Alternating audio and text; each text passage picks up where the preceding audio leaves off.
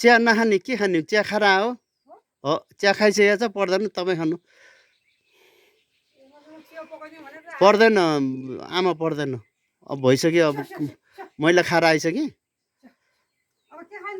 के पनि नखाने अब आलु देखेर मलाई त आलु खाउँ खाउँ मन लाग्यो आलु हेरेको एकैछिन ढोकाबाट तरकारी छैन अनि के अरे तरकारी नभएपछि के लाएर हजुर 30 किलो राखिदिनु हुन्छ मलाई अब चाहिहाल्छ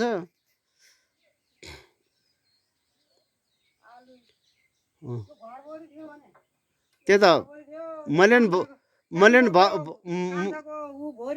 मैले नि भर्खरै सुनेको न त थाहा थिएन यहाँ माथि राजुको आउँदाखेरि सुने मैले